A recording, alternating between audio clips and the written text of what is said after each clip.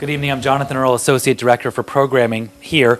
We're spending our 2010 presidential lecture series examining the distinguished congressional career of Bob Dole, which began a half-century ago. Last week we heard from Dole biographer Jake Thompson, who gave us a terrific overview of Senator Dole's life and times. Tonight we're going to focus more on concrete legislative achievements, something many of us have come to value more and more after watching the 110th Congress struggle to complete some of the major fixes they set out to do. My hope is that by discussing legislative daring-do, constructive bipartisan deal-making, comity, and leadership here in Lawrence, Kansas, it will have some effect in today's Washington, D.C. Jake Thompson and many people who attended last week's program talked of a Dole legislative and leadership style that put a premium on getting the right number of senators on board, getting each member to give as much as they possibly could while remaining true to their constituents and to their beliefs. This, I would argue, is how you got legislation like the Americans with Disabilities Act, or food stamps, the fruit of a cross-the-political-aisle alliance with Senator George McGovern, or the 1983 Social Security fix, or TEFRA, the Tax Equity and Fiscal Responsibility Act, or the 1982 extension of the Voting Rights Act. Granted, the numbers game was a little different back then. You only needed 51 votes to get things done, not the de facto 60 you need today to beat back a threatened filibuster. Dole's successful legislative leadership relied on a mastery of the Senate's rules and the personal political touch that made him a legend in the body. But it also relied on detail-oriented and encyclopedic knowledge of the issues at hand. Anyone who knows Senator Dole knows he still has a terrific mind for policy details and facts, but even that's not enough. You need help. You need a staff. And Dole was known for having some of the best staffers in the legislative branch and holding them to a very high standard. To help us analyze some of the significant legislation of the Dole era in Congress, we've invited several former Dole staffers to give us the inside stories of how Senator Dole led. Before I formally introduce tonight's panel, I'd like to recognize many others here tonight who have worked on the Senator's legislative and campaign staffs.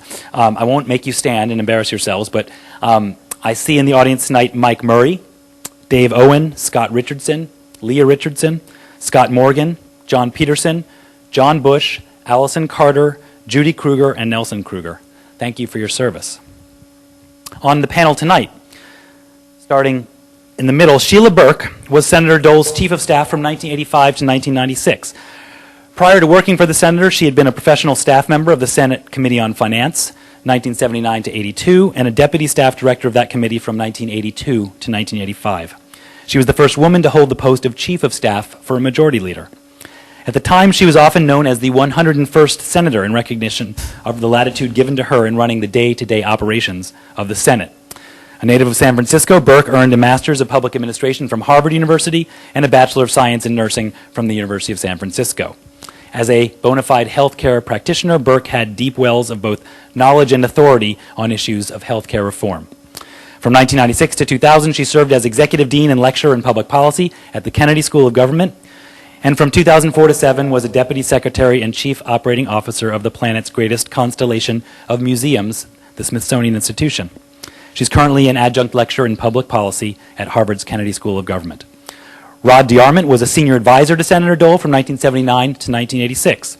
He also spent time as chief of staff in 85 and 86. His specialty in finance and tax issues led him to many positions on the U.S. Senate Committee on Finance, and he served as Deputy Secretary of Labor in the George H.W. Bush administration. He's currently a partner at the influential D.C. law firm Covington & Burling.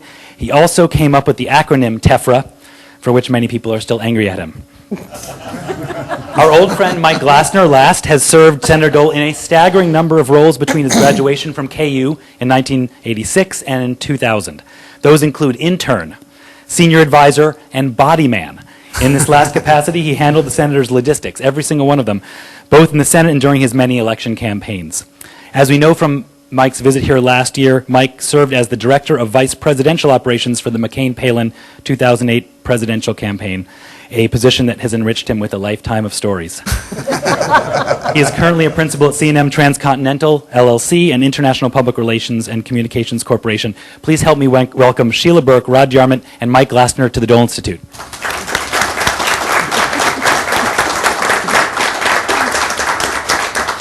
Thanks to all three of you for coming tonight to this very special night to talk about Senator Dole and his accomplishments and him as an individual.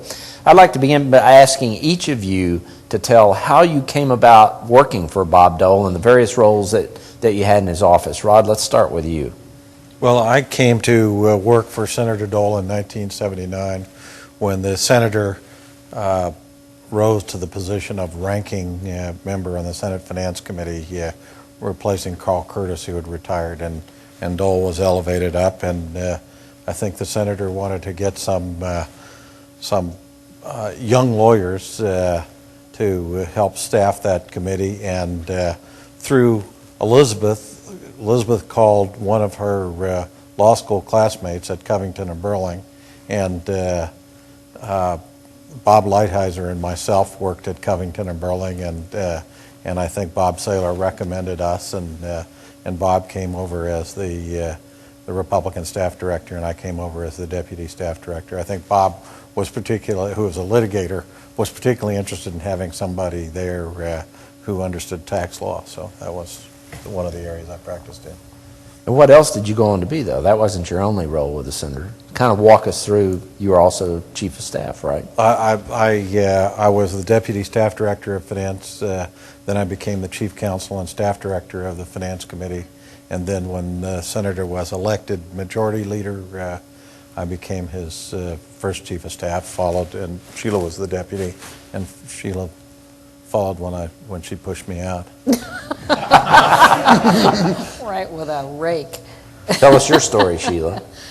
I actually have to admit that I was working in New York City at the time, and as a nurse, and had come to and from Washington to sort of help on nursing issues, and had gotten to know folks on the Finance Committee.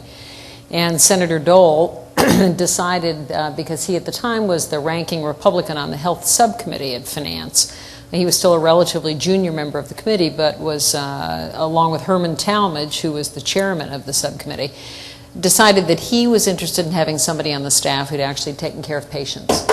There was a physician who worked for Senator Long and Senator Talmadge, who was terrific and is a good friend to this day, and actually ran the medical center in Kansas City for a long time, Jim Mongan. And Senator Dole decided he really wanted someone who'd actually cared for patients and had some understanding of the healthcare delivery system. And so I was recommended by the Finance Committee staff to interview with Senator Dole, who I did not know, having been born and raised in California, in San Francisco, very liberal Democratic parents. We interviewed. I said, this is sort of an interesting, but not what I expected in terms of a career choice. And I said to the senator during the course of that interview in his office in the Dirksen building, I'll never forget it, Senator, I'm actually a Democrat, and, from California, and, sort of have a long history on sort of the far other side of the line. And his comment to me at the time, which remained true in the 20 years I worked for him, was he said, I don't really care what your politics are. What I really care about is whether you care about health care. And I want someone who knows and understands those issues. And so I went to work for him as a legislative staff person on his personal staff, and then when he became the ranking on the Finance Committee, was asked to join the committee staff by Bob and Rod and to essentially handle health issues, and then became the deputy staff director and responsible for all of the spending programs on the Finance Committee, and then ultimately became deputy chief of staff in the Majority Leader's office, and ultimately chief of staff, where I remained with him until he left the Senate. And so, you'd had your conversion to Republicanism. And I had my conversion. But in the midst of it, another sort of side note, in the midst of it, I decided to go back to graduate school and had been accepted at Harvard and announced that I was departing the Finance Committee to go back to Harvard. And I began at Harvard essentially in the fall of 1980. And of course, the Senate flipped.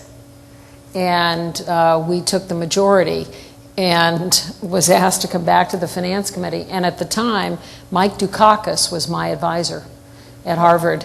And I went to Mike and said, I have this opportunity to go back to finance. Senator Dole now being the chairman, I'm not sure what to do. Should I finish my degree? And Mike actually helped me work out a scenario where I flew to Harvard a day a week and finished my master's degree and went back to the Finance Committee full time. Oh, that's a great story. The governor was actually here about 3 years ago. Mike? Excuse me. I grew up in rural Kansas in Marion County. So from a young age, I'd been quite familiar with Senator Dole as a political figure here in Kansas. As a matter of fact, in 1974, on his Senate race, I was in the bumper sticker squad in Peabody, Kansas. So that was really my first involvement with Senator Dole. I later went to University of Kansas. In 1985, I had the opportunity to get through a friend, to get an internship in Senator Dole's Topeka office. So that was really the start of my official capacity. In 1986, I moved to Washington, was able to work for for the balance of 85, I worked as a volunteer in his campaign office in Washington. And then in January of 1986, I was offered a position as a junior staffer on what was then his finance fundraising staff for his 1986 re-election campaign in Old Town, Alexandria, Virginia. So in March, and I gladly took that job, having no other alternatives. So in March of that year, Senator Dole, having been elected the majority leader the prior year, spent a lot of his weekends campaigning for others. And so there was a need identified for someone who was available on weekends, would work 7 days a week.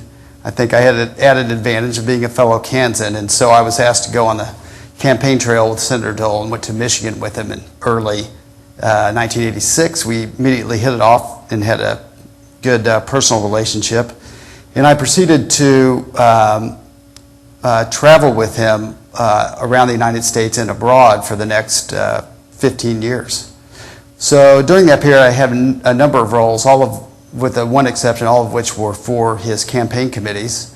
I worked as his personal aide, or as Jonathan referred to, the body man or body boy in his 88 presidential campaign. In 89, I came back here to Kansas and managed his Senate field offices.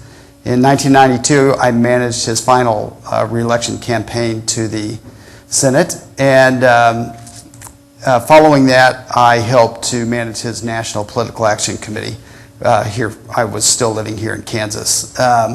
My presumption prior to the 94 campaign that was sort of the end of the road.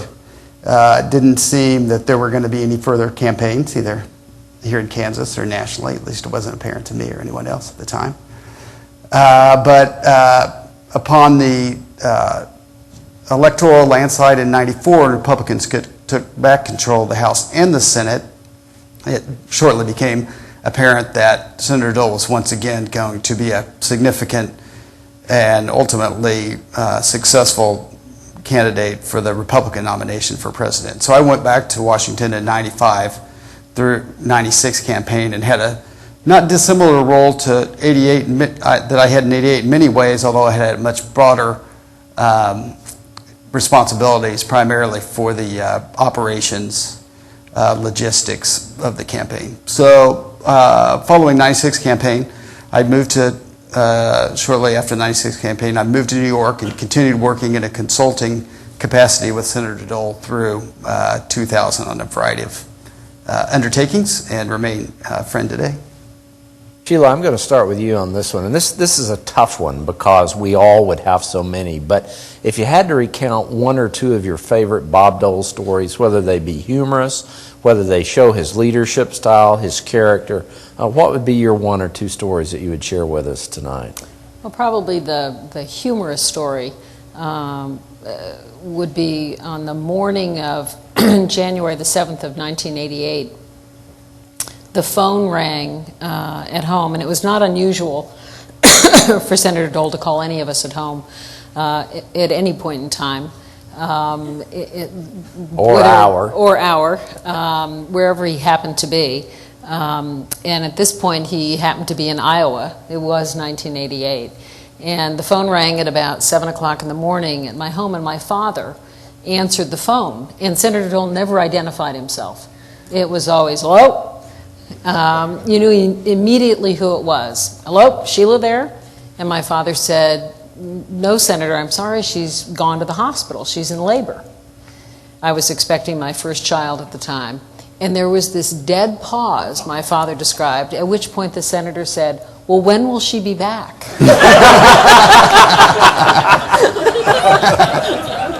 Sort of, and you know, I had all three of my children I had when I worked for Senator Dole, all three of whom happened to be born during congressional recesses.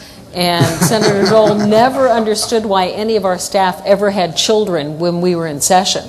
He would always say, well, Sheila had them during their recess. But on a more serious note, during the budget impasse, during the period of time of the Clinton administration, the government had been shut down for a period of time, and we had been going back and forth with the House in terms of continuing resolutions in an attempt to try and get the government back operating and to pass a sufficient amount of money for a short period of time to allow the government to operate. And the House was quite determined to essentially force the issue.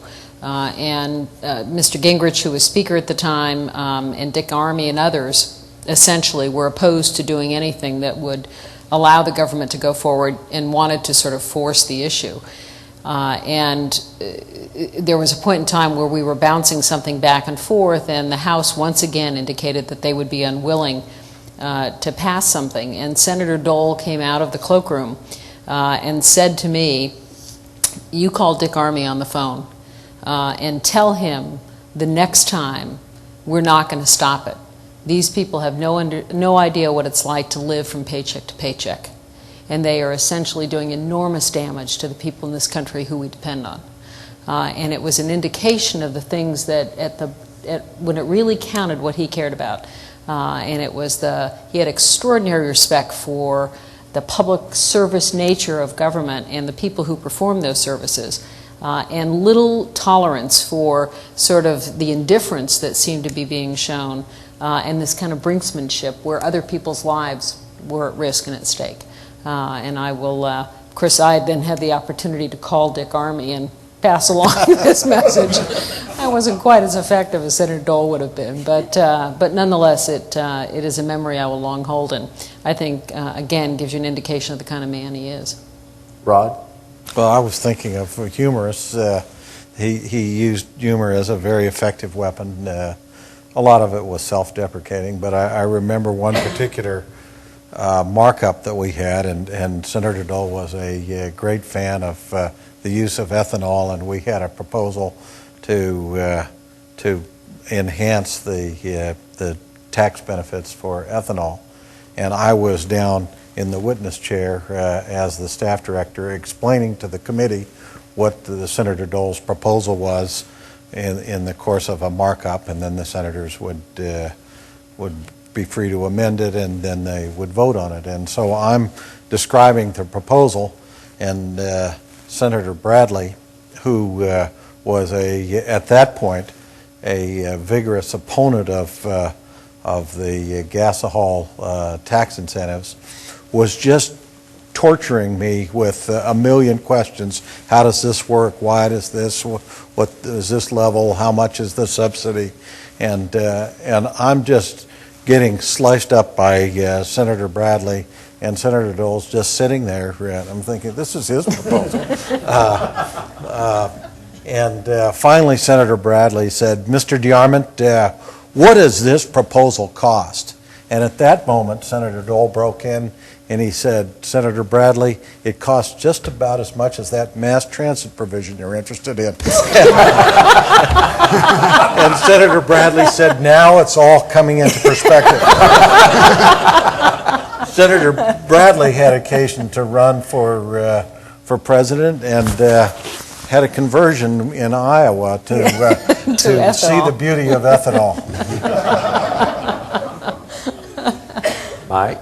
I think my story is not particularly specific, but more general as to the character of the man that goes to what Sheila was referring to about his ability to communicate with working people in particular. So I think one advantage he had over many of his colleagues in the Senate, from my perspective, was that, unlike many of them who on the weekends, I don't know what they were doing. I know what he was doing was attending hundreds of town hall meetings in states all across the U.S., in particular in Iowa and in Kansas, New Hampshire. But I think through those meetings he had far greater access to real people and engaged in dialogues with them to a far greater extent than his colleagues did, which in turn informed his ability to communicate their needs into legislation when he went back to Washington. So I think that was a particular strength that he had that was probably a significant advantage for him. As an extension of that, my experience with traveling with him and campaigning was that, again, I think unlike a lot of powerful politicians in the position he was in, he really didn't differentiate between the billionaires and the bottle washers, in my experience. So, as a matter of fact, I think he more closely identified with the bottle washers, and in almost every case, when we were in a particular location, he would make a point of going to the kitchen or in the back of the house to meet the people, the working people. So again, I think that urge and that instinct for him to engage with the common man was one of his greatest strengths when it came to translating that to legislation and policy. Didn't the Senate elevator operators always take like an annual vote on who was the most popular senator? Yes, the guards and the elevators and staff. And he habitually won that poll, yes. Right? Well, it was interesting when he made a decision to leave the Senate. He made an opportunity for folks to come and say goodbye. Little did we know at the time, essentially what ended up occurring were day after day after day, he would stand outside on what was known as the Dole Beach, which was essentially a patio that overlooked the mall outside of our offices. He would stand there waiting for people who essentially lined up for hours, all the operators, all the guards, all the cleaning staff, all of the runners, to essentially get their photograph taken with him. And he would stand there until there was no one else in the line, and it went on for days. And it was, even today, when I go up, and I'm sure this is true for Rod, when any of us are in the Senate, there is an immediate acknowledgement of having been a Dole staff person. And the fondness with which he is held by the folks who worked the back halls in the Senate is an indication that he never hesitated to stop, never hesitated to ask how someone was, knew them by name, introduced them. You'd have, Gorbachev or someone in the office, and some poor cleaning woman would come in and, Martha, have you met, President Gorbachev? Some poor, leader is standing there thinking, what is this man doing? But Mike is exactly right. I mean, he was beloved, and it was because he essentially knew who they were. It was never walk past them and essentially, click your fingers waiting for them to open your door. He was remarkable on that. Well, I was going to ask this later, but that really sets up this question perfectly. Talk a little bit, you were there with him, talk a little bit about that last day in the Senate, the decision to leave, to devote full time to the campaign, kind of your thoughts on that, and then I'd like to find out from Rod and Mike what counsel they gave to him on that issue. Because I know that was a really difficult decision for him. It was, and his decision to do it and then the day we announced it were somewhat separate. But it was clearly a remarkably difficult decision for him to make. And it was one that I think he made recognizing that it was going to become increasingly difficult to manage the business of the Senate. It was something which we'll get into in terms of his remarkable skills on the Senate floor and in legislating. And that is at odds with running for president or running for anything full-time. And I think he acknowledged that it would be unfair to his constituents in the sense of his own caucus, as well as to the body, to try and do both and do perhaps neither well.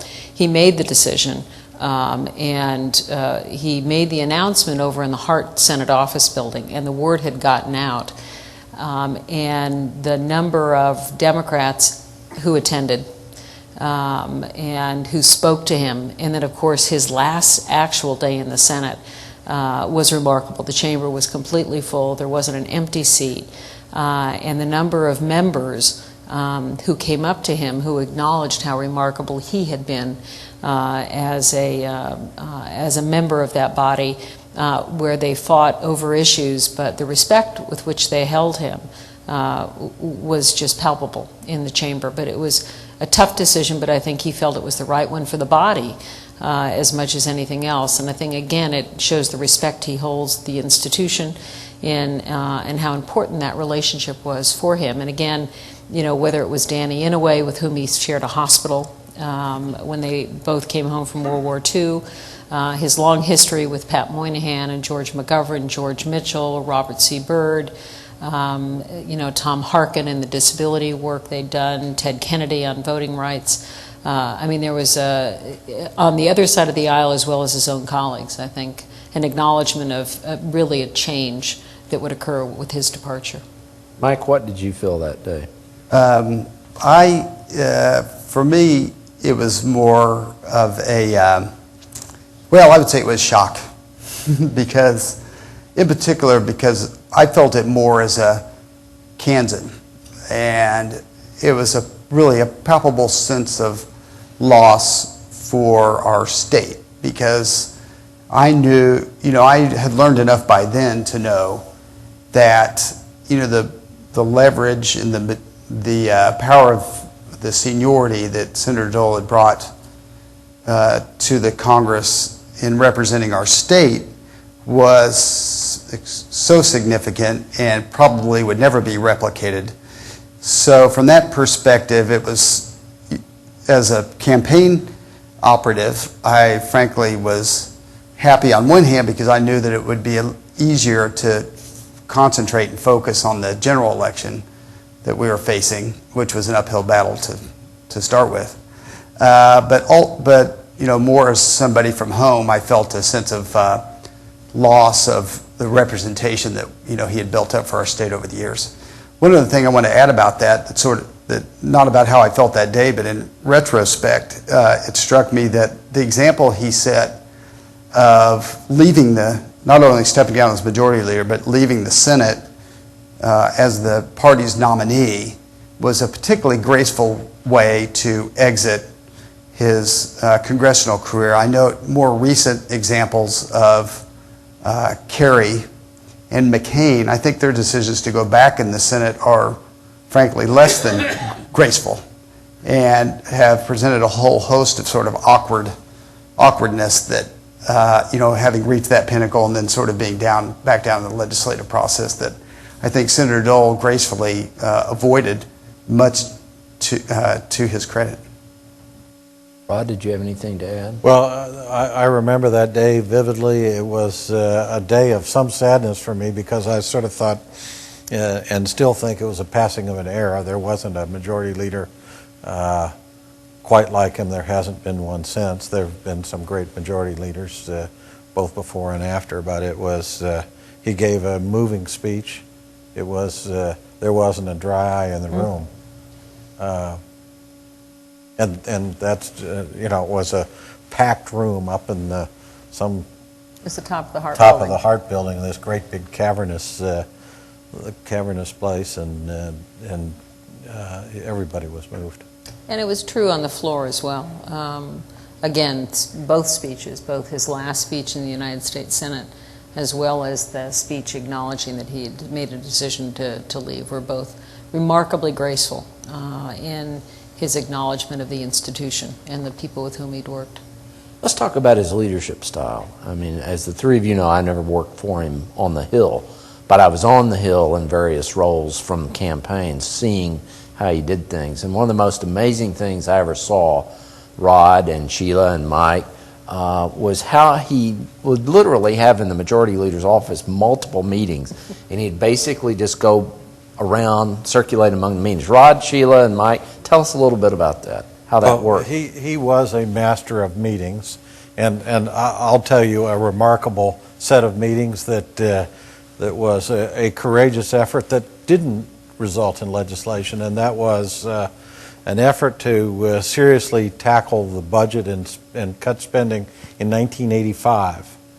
And he went after that. He assembled groups of members, sort of small groups, large groups. I think we finally counted when we were done the best we could, and we had like 43 meetings of various members that he would pull together, and we would, and Dave Stockman was, I think, part of that effort from OMB, looking at different ways to trim the budget.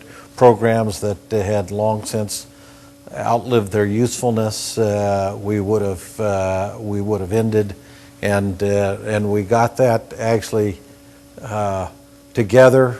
We voted it out of the Senate, and the House did not end up taking it. And a lot of those programs that were had long since outlived their usefulness in 1985 are still in place today. So there's probably some nuggets that we could go back and mine there, but that was a tour de force of massaging the list and putting it together, and it really was the dynamic of his personality, his never say die energy, that he would just keep pushing and somebody would say, I can't have that. There were real flashes. I remember a very heated discussion between Lowell Weicker and David Stockman that made every other member sort of look at their shoes. It was so embarrassing that that particular thing, but he just pushed ahead, put together the package, and got the package enacted out of the Senate and into the House. I mean, Rod's exactly right. He was never happier than where there were multiple meetings going on. And you would have a meeting taking place in his conference room, a meeting taking place in his personal office, a meeting taking place back in my conference room, or Rod's as my predecessor. And he would move between the meetings and encourage people to stay. But he was also quite adept at essentially going outside the box. And whether it was the sort of passage of notes between he and Moynihan that brought us the rescue of Social Security, whether it was the conversations with Tom Harkin that brought us the Disabilities Act, he was fully capable of going outside the boundaries of his own party and his own caucus and to cross the aisle and essentially work a deal.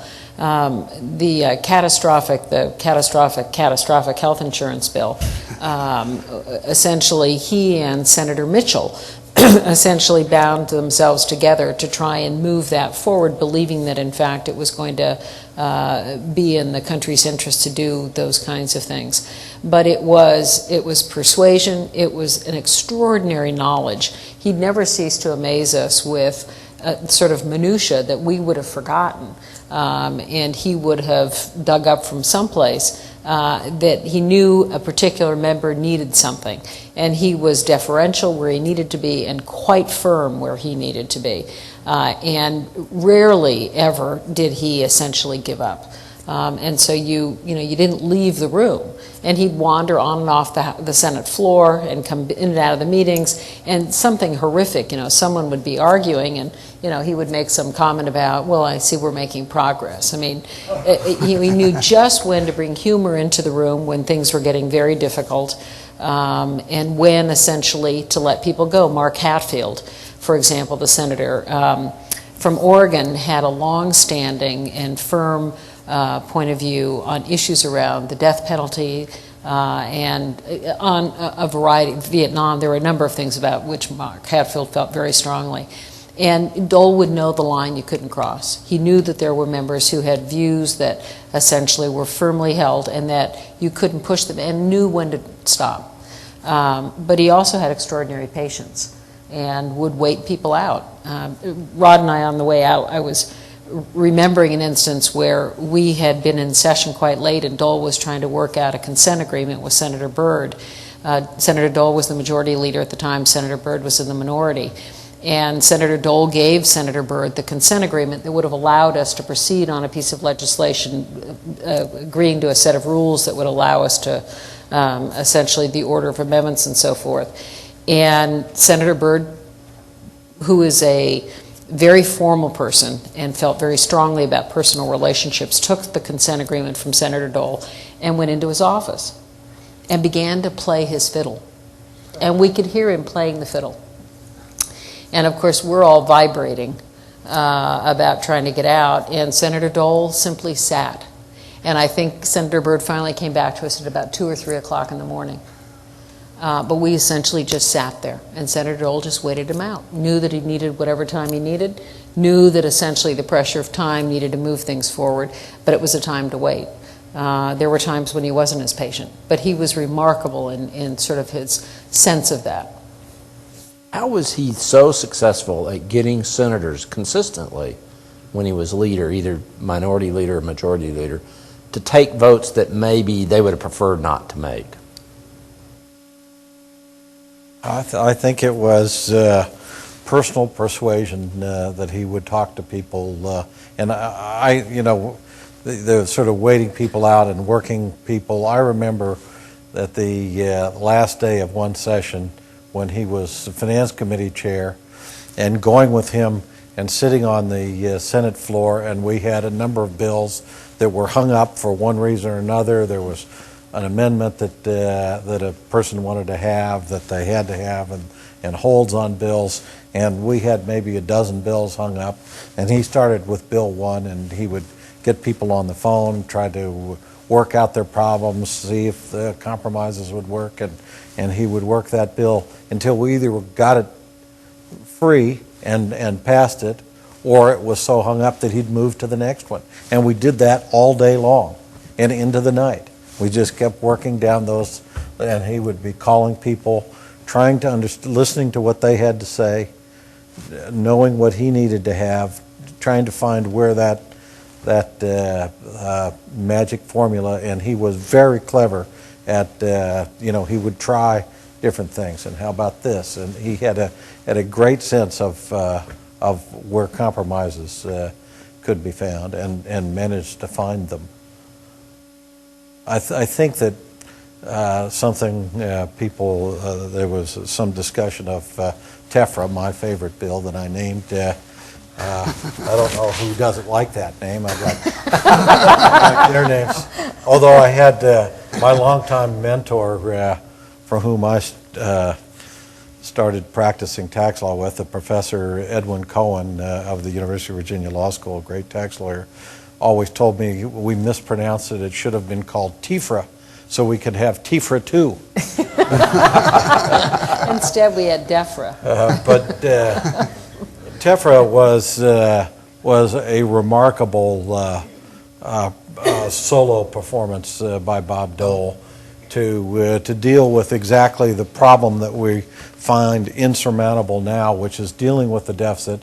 Although at that time we had a huge deficit and we had very high interest rates, and in the order of 18% interest rates. And Dole and some other members of the Finance Committee met with Paul Volcker, who was the Fed chair at the time, and he said, if you pass a big package that cuts the deficit by a specified amount, he would ease off on the interest rates. And so that was the motive that they had, and the members of the Finance Committee, and particularly the Republicans, took upon that as a challenge, and we put together in 1982, and TEFRA was mainly the tax piece, but there was a spending cut piece, and it was called the three-legged stool. The famous, often talked about the three-legged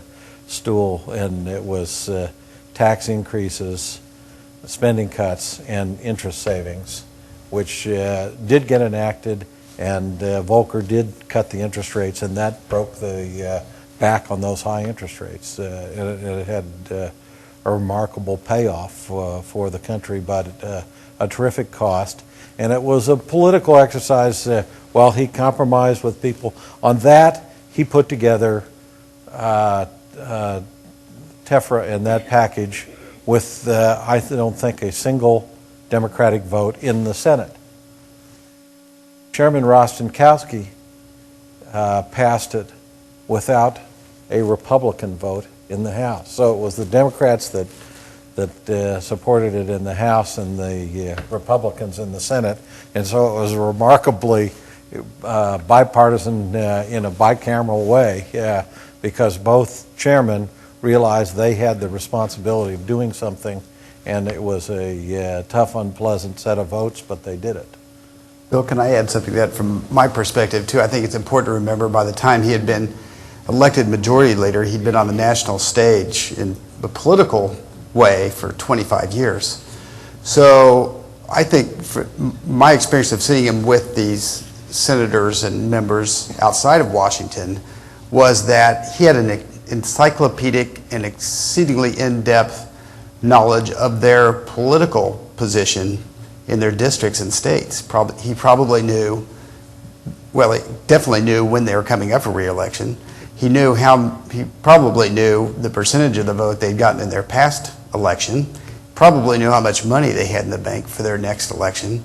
So I think all those factors, in the way he was able to bifurcate his roles as politician and legislator, I think all that data too was brought to bear in his negotiations in the Senate with members and how to get their votes and who wouldn't be with him and who would.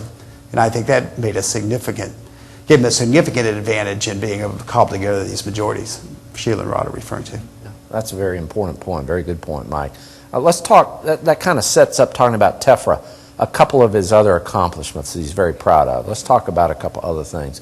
Americans with Disabilities Act. Obviously, he was committed to Americans with disabilities his entire career. I think one of his very first speeches. It was his first speech. Yeah. First speech on the Senate floor was about disabilities. Exactly. Long-standing interest. I mean, one of the remarkable things about Senator Dole, Mike described what he was like when he was in a crowd. It always amazed me.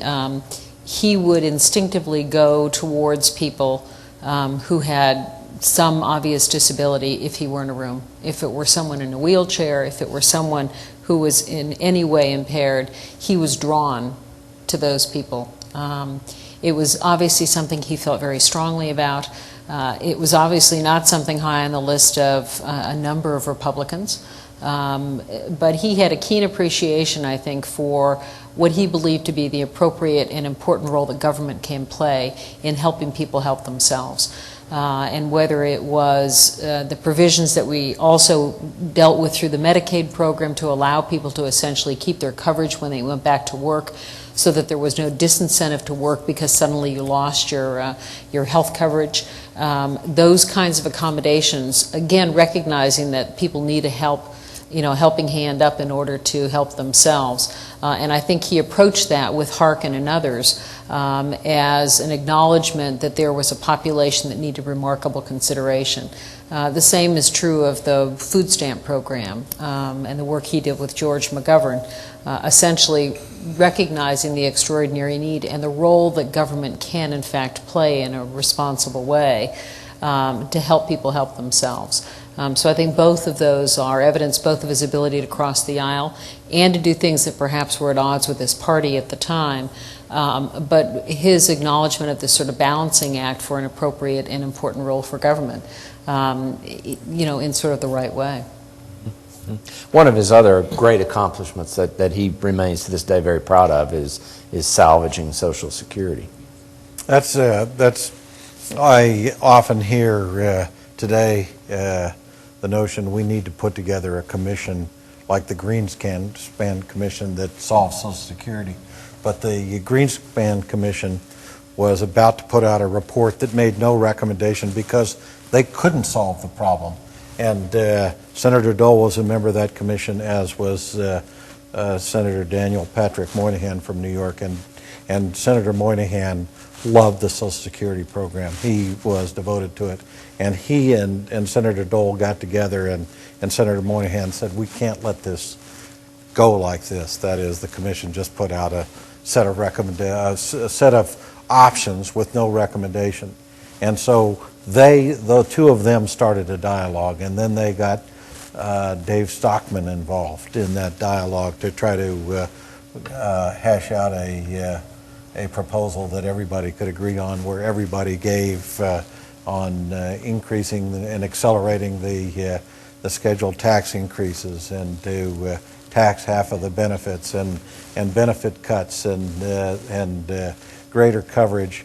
And then they sort of got a gang of nine and built more consensus around that. But it really started with the conviction of Senator Dole and Senator Moynihan, and putting that together, that sort of lifelong bond that they had, and it was they had a remarkable relationship. I remember a couple of years later going on a congressional delegation all through Asia, which was another work fest It became known as the Bataan Death March to those of us who were on the trip. It was a lot of work, but we brought one Democrat with us, and it was Senator Moynihan. It was Moynihan. It was otherwise all Republicans. But that was a singular achievement. That rescued Social Security. We were at a point where it was about to go under, and we need to have a next generation of Senator Doles and Senator Moynihans to deal with the train wreck that's not too far away. One illustration. Sorry. I was just going to say there are those remarkable, very large pieces of legislation. I mean, an enormous amount of Medicare and Medicaid policy, a lot of the coverage of children that occurred during the 80s and 90s was a result of Senator Dole and Henry Waxman, interestingly enough. But in addition to those sort of big, remarkable things that we all know about, there were also the small things. We had a young man on our staff who was an intern from Kansas, as a matter of fact, and young college student, and he was had hemophilia, and he came to work for us one summer, and as a direct result of his having been on our staff, having had the opportunity to meet the senator, having talked with us about sort of the challenges he faced and his family faced. One of them was a small issue which had to do whether or not when you needed a clotting factor, hemophiliacs of course don't have a clotting factor, and so they tend to, if they're injured, bleed. There is a drug that you can, in fact, use to help that clotting factor, but at the time, Medicare would only pay for it if you were essentially going into a hospital to have the service provided, although it was something that could easily be administered at home and would be much more reasonable for a young man of his age to be able to deal with this issue. A direct result of that young man was the passage of a provision to provide for the self-administration of EPO. The creation of the Medicare hospice benefit was a direct result of Bob Dole. The creation of the coverage for rural health clinics in rural locations around the country, and Medicare's acknowledgement of those services and the sort of challenges faced by small rural hospitals was a direct result of Bob Dole. So while we all acknowledge and celebrate the Social Security, salvation, TEFRA, DEFRA, OBRA, COBRA, there was a whole series of those. There are also these other things for which he gets little credit, but for which he is directly responsible, that have had an enormous impact on people's lives across this country, that are really, really something. I was just going to comment on the Dole and Moynihan relationship that's really illustrative of how close that was. I can recall during the primaries campaign in 1988, presidential campaign, Senator Moynihan asked Senator Dole's permission to use his image and words in one of his campaign commercials in New York, which he did, which I thought was a remarkable display of bipartisanship, and it sort of illustrates the closeness of that relationship Rod was referring to. That relationship repeated itself in a situation similar to the Social Security situation, although didn't play out as well. That Social Security event occurred because of a conversation on the Senate floor between Moynihan and Dole during the debate over health reform in 1994, through that period of the sort of Clinton reforms, 93, 94.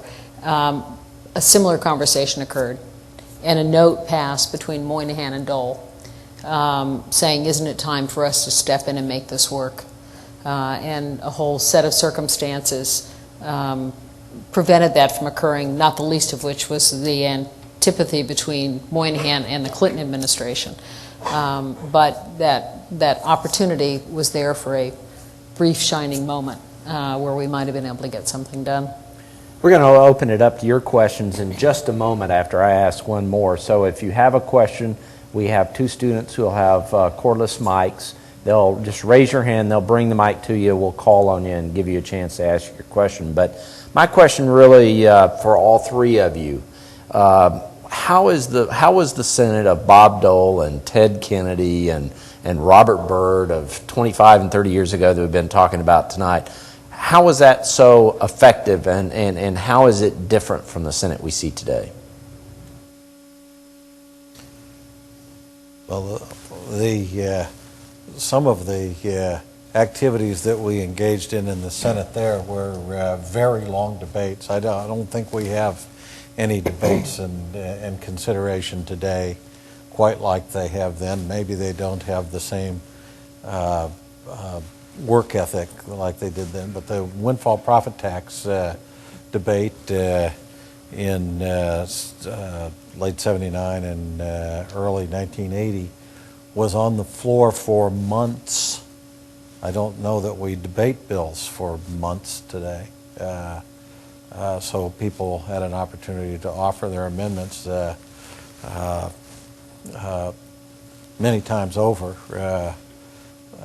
There was perhaps a greater collegiality between the members, even though there was very partisan votes then and very partisan activities. As I said, the TEFRA was created in the Senate, passed in the Senate really entirely by Republicans, and so there were no Democrats that chose to join in that particular bill.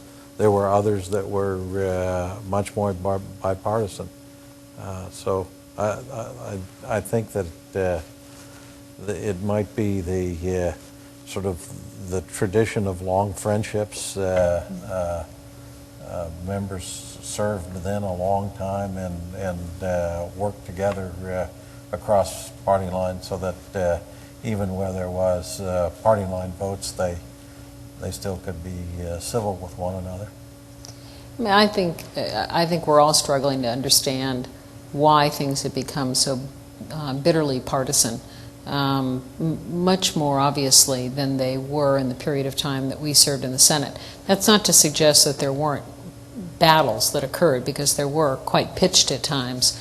And clearly there were partisan. I mean, Senator Dole could be very partisan, but also knew when essentially to reach across the aisle.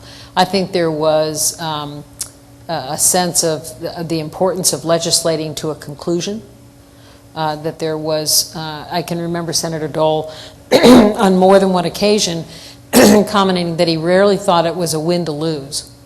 That simply putting something up to force people to vote knowing it was going to lose, but to try and put people in a corner, rarely served anyone's purpose.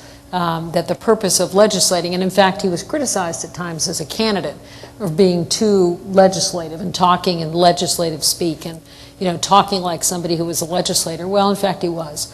And I think there's less sense of that now. There's more of a sense of sort of blocking people into a corner and forcing them to take positions at odds with where they needed to be.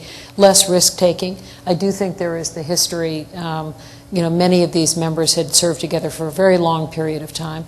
There are some who would suggest that there's a greater presence of former House members in the Senate now, and there's this desire for the Senate to operate more like the House. The Senate is a messy place. The House is a very structured, very controlled environment where the majority have absolute iron control.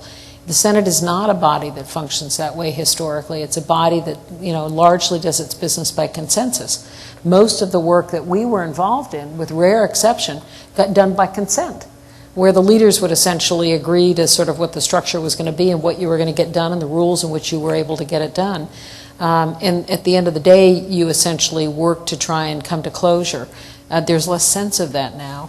whether it's the nature of the individuals in the body, the lack of sort of history with some of them. I mean, I can think of the members that were on the Finance Committee when Rod and I first went on the staff, and they were people like Abe Ribicoff, and Russell Long, and Herman Talmadge. Jack Hines was on, John Chafee. I mean, just sort of people that had long, long histories with the institution. You know, is that the difference today? I don't honestly know the answer to that, but I think we're all kind of struggling to try and figure that out. Okay. Let's open it up to your questions and answers. If we have a question, if you would raise your hand. I know somebody here has a question tonight. We can get a microphone over here, Chelsea. I'll threaten everyone. I have plenty of other questions if I need to ask them, but this is your time. I understand that Senator Dole and Tom Daschle are working on a solution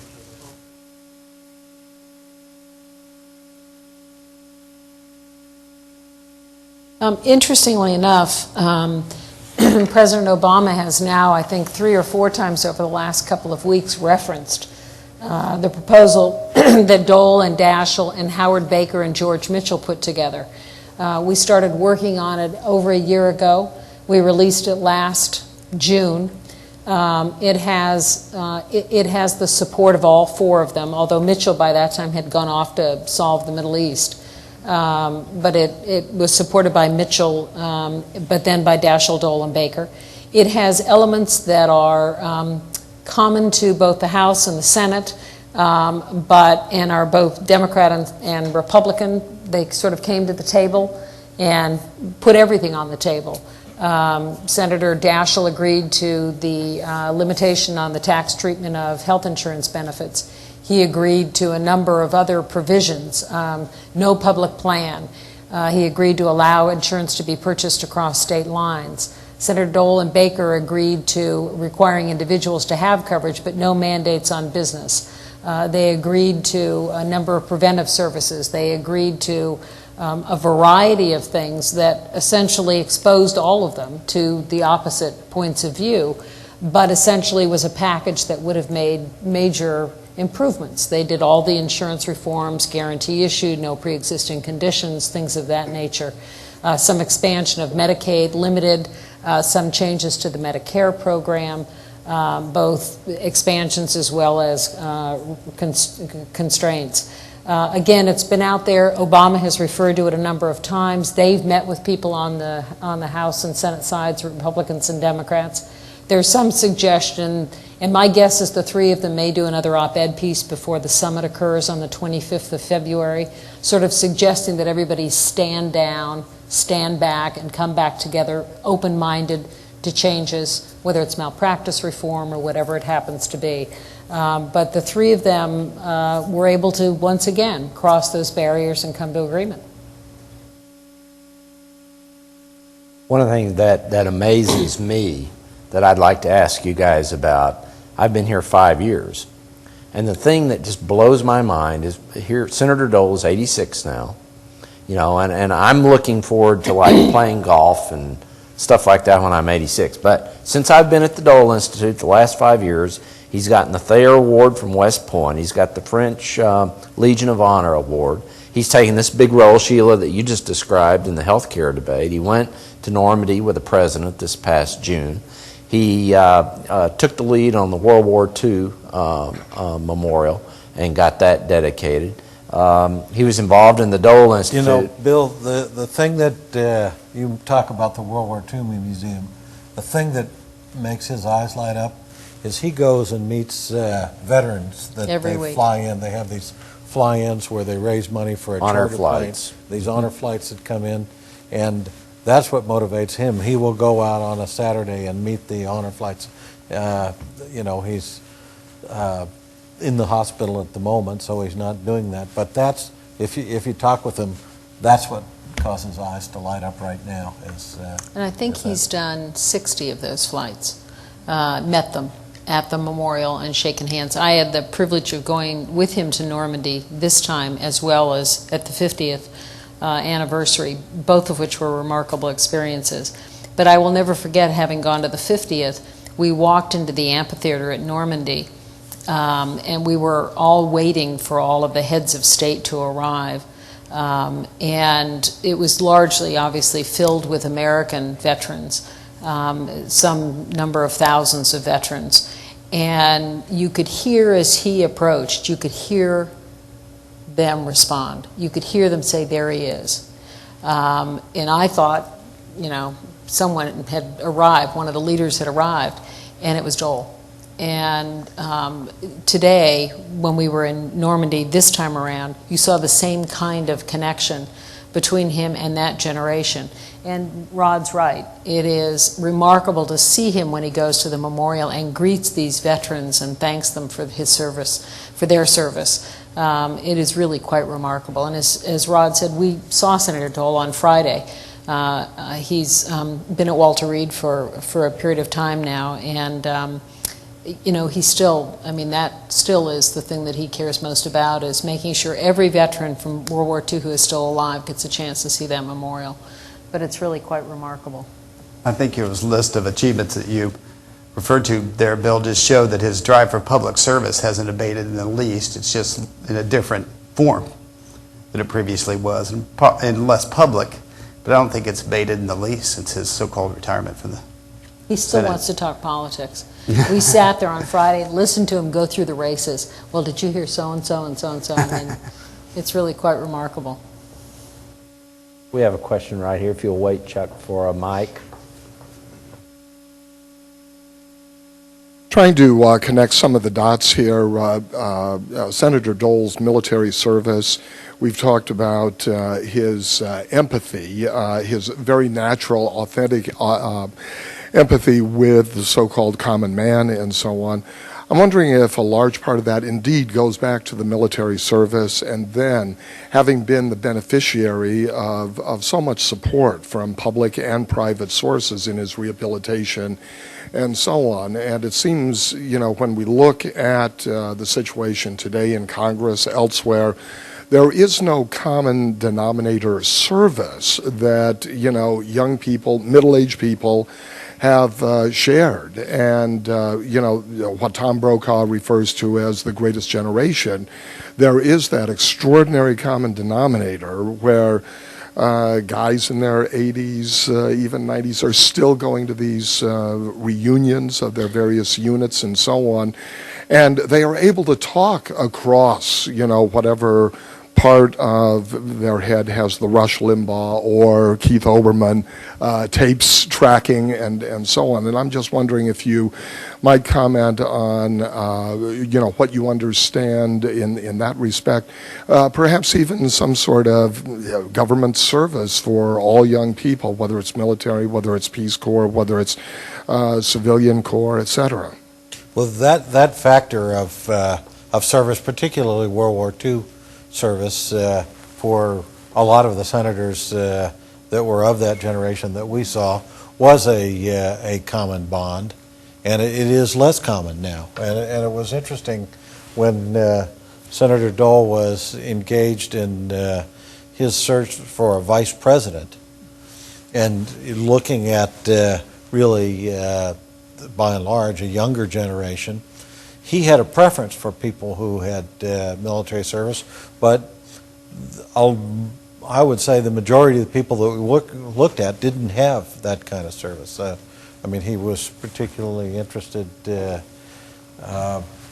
in Governor Ridge, who had been a Vietnam veteran and lost some of his hearing in Vietnam, and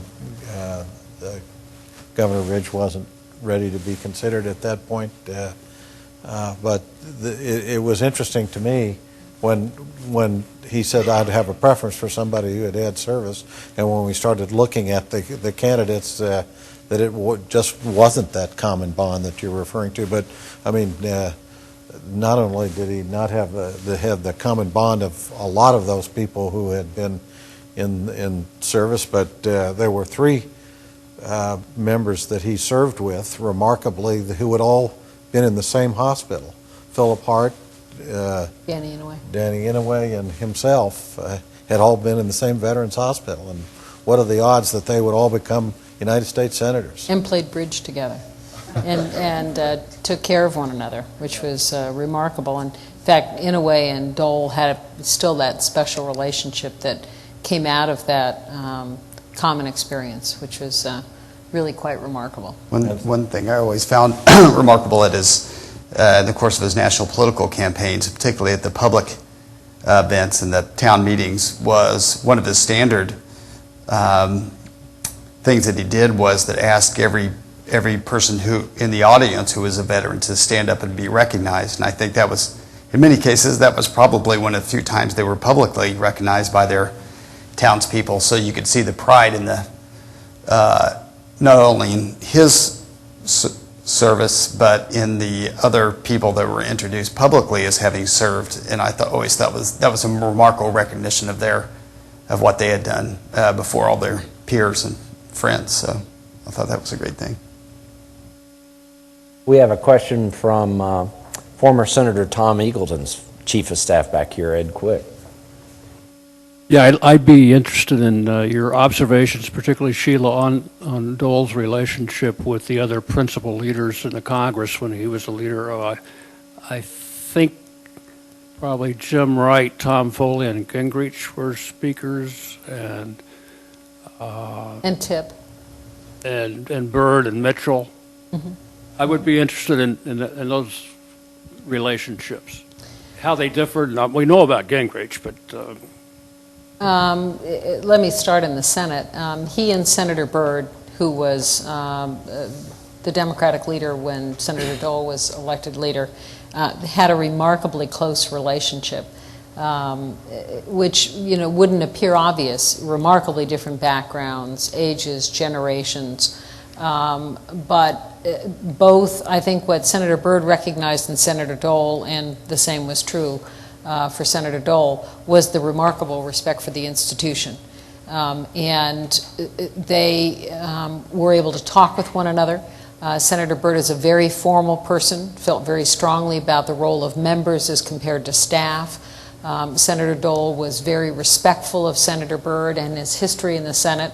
One made a mistake to think Senator Byrd was anything other than a remarkable master of the rules of the Senate, because he was. And so their relationship, to the point where Senator Byrd stepped down, was really quite positive.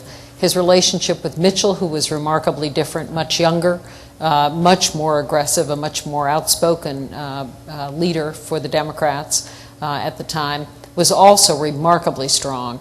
They made an agreement, as I noted very early on, that they would never surprise one another. And we had literally weekly, if not more frequently, meetings where we just quietly, Senator Dole and I would go down to Senator Mitchell's office or in turn, and that was actually a very interesting indication. Dole would always go to someone else's office. I mean, it was never one of these, you come to me, I'm in charge. He would always make the effort to go to someone else's office. So we would go down to Senator Mitchell's office, and my counterpart in Senator Mitchell's office was a woman by the name of Martha Pope. And the four of us would sit there, and the two of them would go through where are you having problems, who in your caucus is going to give you a difficulty, can we get these things done, Dole would occasionally go to the Senate cloakroom. Each party has a cloakroom that manages the floor for them. And Dole there were recordings where the staff would essentially call and say the following bills are going to be considered if you have objections or if there are any particular issues. And every once in a while, Dole would make the recording himself. And you could see the lights, the phones light up, because Dole's on the phone telling people this is what we're going to do. And it would be because he and Mitchell had sort of decided these are the things we need to get done, as Rod indicated, where he just would go to the floor and make it happen. So the two of them had a good relationship. Tom Daschle, they ultimately became partners together at a law firm. It worked well together. We're not together for a very long period of time. But again, very respectful. Both could be, very partisan where they needed to be, but both very respectful of one another, and a very open and I think candid relationship. With the House side, little experience with Jim Wright, and not a long experience with Tip O'Neill, but again, similarly, Senator Dole would go to the other side where we needed to. We didn't do it very often. We had enough to say grace over in our own body without having to manage the other body. But again, it was a distant kind of respectful relationship. He recognized O'Neill for the remarkable politician that he was, remarkably skillful. Certainly he had great respect for Bob Michael, similar generation. They'd known one another in the House, but Michael had been in the minority for so long. It was very challenging for the Republicans in the House during that period of time. He and Gingrich had certainly a challenging relationship. Very, very different personalities. There was a clear change in the House during the Gingrich Revolution. I remember, we were on the receiving end of the contract with America, where they were shipping bills over to the Senate, that many of which never got out of the Senate, and very different approaches, very, very different approaches. It was the sort of young Turks coming up through the House, a very different body than the Senate, much more aggressive. But again, there was this tension, in the House because they'd been in the minority for so long, and there was this backlash as that changed, with both sides, I think, coming to a new reality. But again, I think in every case, Senator Dole had cordial and I think productive relationships with all of those members. Some were more challenging than others, but with his Senate colleagues, they were really quite candid, quite open. But again, where they needed to be, he and Mitchell could, really go at it on the floor, but personally had a remarkable, and still do have a very, very good relationship. I think we have time for one last question here, please.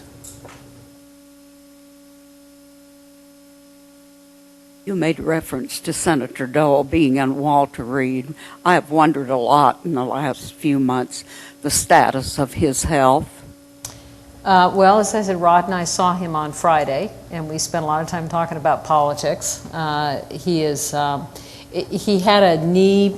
knee surgery done.